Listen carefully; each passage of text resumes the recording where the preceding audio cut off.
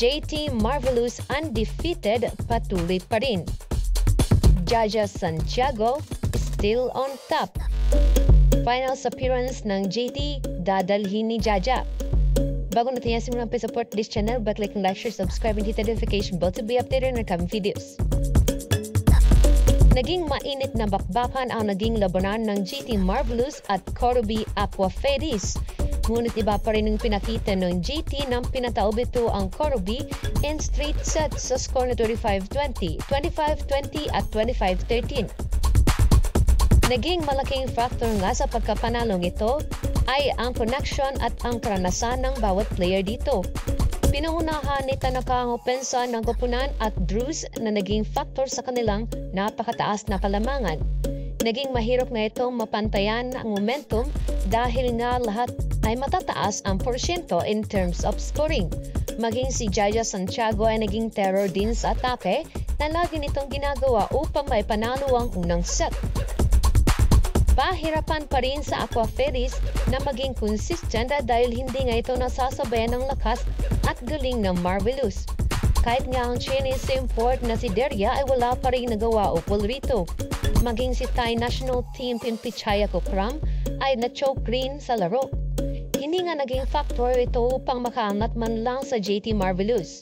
Hindi nga nito nasasabayan ng mga hampas na gawa ng JT, especially hirap nitong bantayan ng mga quick ni Jaja Santiago. Nakuha mo rin ng JT Marvelous sa ikalawang set. Sa ikatlong set naman ay tila na wala na ng tsansang manalo ang Corbie kahit na wala na ito ng ganong maglaro.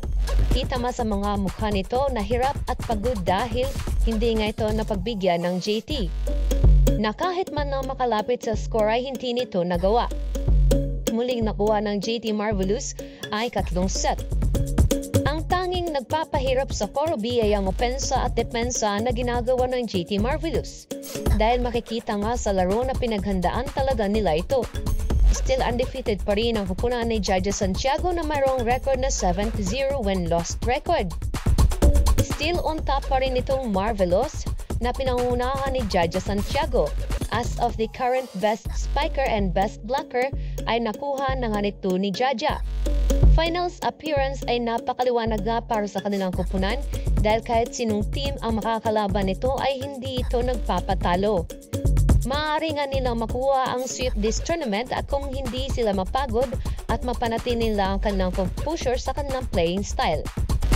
Sa koponan ng JT Marvelous ay nakapagtala ng 14 points si Tanaka, sinundan ni Drews with 13 points at ang nakakamanghang 13 points ni Jaja Santiago and 11 attacks, which is 73% efficiency na napakataas para sa isang middle blocker. Dagdag pa ang kanyang 2 monster blocks. Samantala, isa lang ang nakapag-double digits sa Corbie. Ito ay ang import na si Deria with 12 points. Samantala si Thai import Pinpichaya Kukram naman ay nakapagtala ng 7 points. Kasama rito si Nakamura with 7 points also. Sa ngayon, still number 1 spot pa rin ang JT Marvelous at sitting pretty with no loss. So there you have it. Don't forget to like, share, subscribe, and hit the notification bell to be updated on our coming videos.